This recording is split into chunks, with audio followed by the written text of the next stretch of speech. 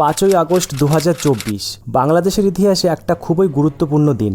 দীর্ঘ 15 বছরের শাসনের পর ক্ষমতা ছেড়ে এক প্রকার পালিয়ে যেতে বাধ্য হয়েছেন দেশের প্রধানমন্ত্রী শেখ হাসিনা। ঢাকার রাস্তায় অলিতে গলিতে আজ বিজয় উৎসব। লোকজনের মুখে একটাই কথা, আমরা স্বাধীন। কিন্তু সত্যিই কি তাই? বাংলাদেশের বিক্ষোভে কি শুধুমাত্র ছাত্রদের আন্দোলন ছিল? এই পরিবর্তন কি আদৌ সাধারণ মানুষের জীবন বদলে ফেলতে পারবে? এই সমস্ত কিছু তথ্য নিয়ে আজকের ভিডিও, তাই ভিডিওটি মনোযোগ সহকারে শেষ পর্যন্ত দেখুন। আর আপনি চ্যানেলে নতুন হয়ে থাকলে অনুগ্রহ করে চ্যানেলটি সাবস্ক্রাইব করে নেবেন এমন আরও ইনফরমেটিভ ভিডিও দেখার জন্য। বাংলাদেশের বর্তমান পরিস্থিতিতে সবথেকে বড় প্রভাব ফেলেছিল ছাত্রদের এই কোটা আন্দোলন। সরকারি চাকরিতে মুক্তিযোদ্ধাদের 30% কোটার বিরুদ্ধে এই আন্দোলন শুরু হয়েছিল সেই 2018 সালে। সেই সময় শেখ হাসিনা সরকার আন্দোলনের চাপে পড়ে শুধুমাত্র মুক্তিযোদ্ধা না, বরং সব কোটা বাতিল করে দিয়েছিল। এরপর সব কিছু মোটামুটি ঠিকঠাকই ছিল, কিন্তু গত 5ই জুন 2024 বাংলাদেশের হাইকোর্ট সেই কোটা আবার ফিরিয়ে আনে। এরপর থেকে টানা 2 মাস ধরে চলছে ছাত্রদের বিক্ষোভ। বিক্ষোভের মোটিভ কিন্তু শুরুতে সিম্পলই ছিল যে মুক্তিযোদ্ধাদের কোঠা বাতিল করে দিতে হবে, কারণ মুক্তিযোদ্ধার কোঠায় বর্তমানে মুক্তিযোদ্ধারা না, বরং চাকরি করছে তাদের নাতি নাতনিরা।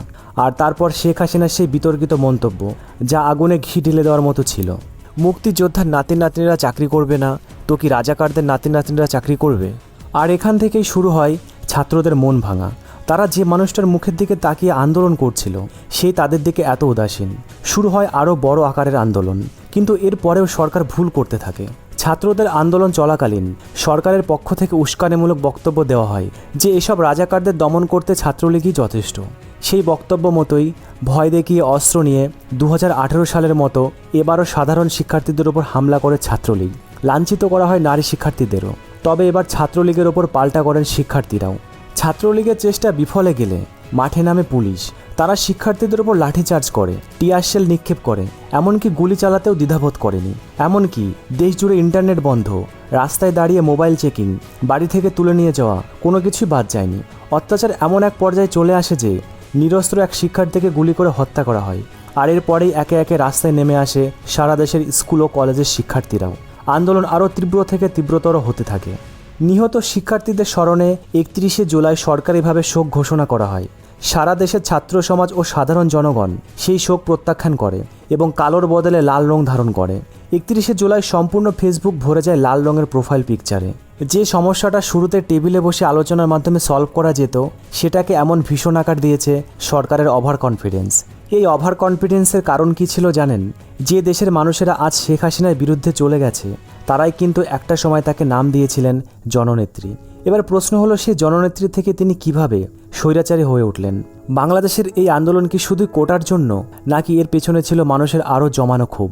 চলুন এবার সেটা আপনাদের বিস্তারিত জানাই, নইলে আজকের দিনে বাংলাদেশে যেটা হচ্ছে সেটা বুঝতে আপনাদের একটু অসুবিধা হবে।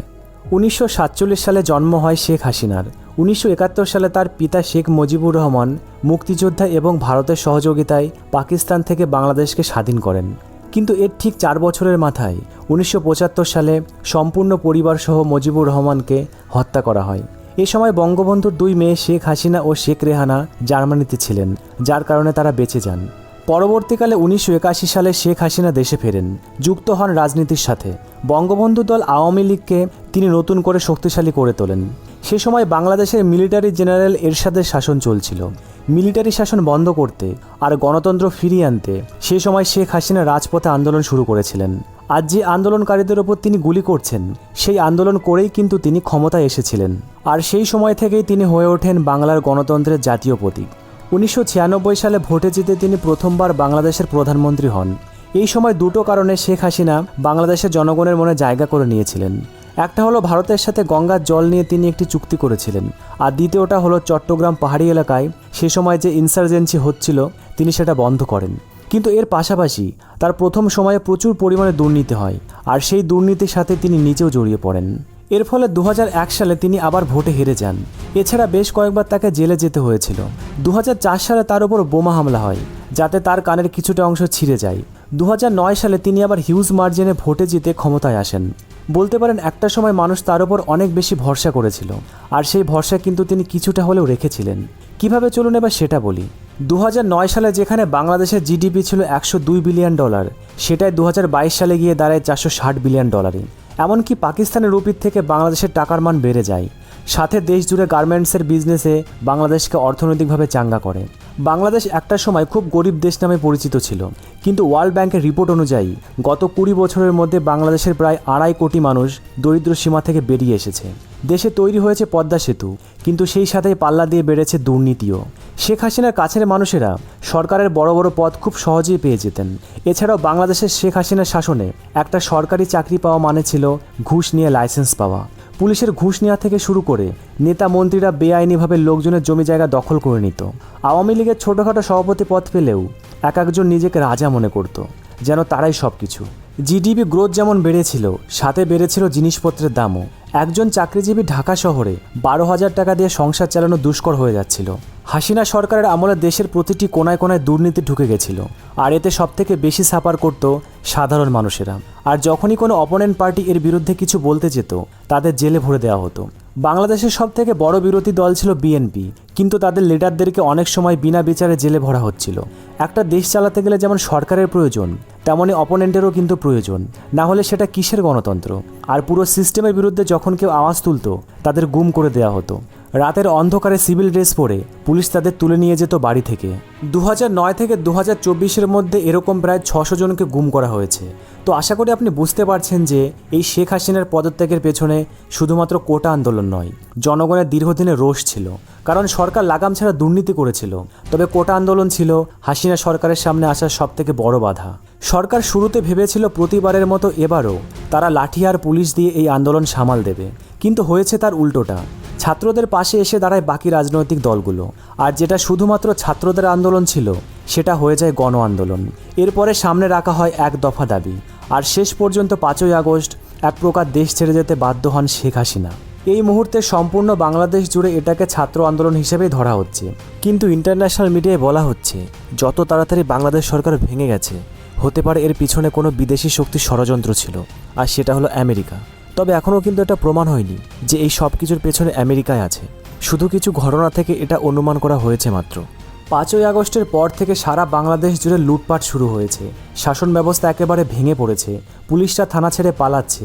কিছু কিছু জায়গায় সাম্প্রদায়িক আক্রমণও হয়েছে। রাস্তায় ট্রাফিক পুলিশ নেই। বাংলাদেশের গণভবনে আক্রমণ হয়েছে। এমনকি সেখান থেকেও লুটপাট হয়েছে।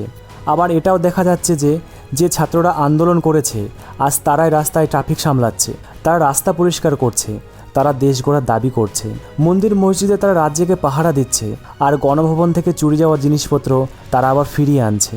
তবে ছাত্রদের একটা কাজ আমার কাছে মোটেও ঠিক মনে হয়নি। সেটি হলো, যে ব্যক্তি বাংলাদেশকে স্বাধীন করলো, যার জন্য 17 কোটি মানুষ একটা স্বাধীন দেশ পেল, সেই বঙ্গবন্ধুর মূর্তি কেন ভাঙা হলো? শেখ হাসিনা অন্যায় করেছে এটা নয়, ঠিক আছে, কিন্তু বঙ্গবন্ধু, তার কি অপরাধ ছিল?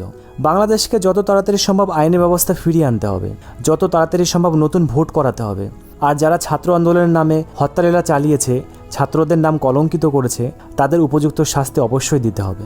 সবশেষে একটাই কথা বলবো, হিংসা দিয়ে কখনো কোনো মহৎ কাজ সম্পন্ন হয় না। মহৎ কাজ করতে গেলে বলিদান দিতে হয়। সেই বলিদান ছাত্ররা দিয়েছে।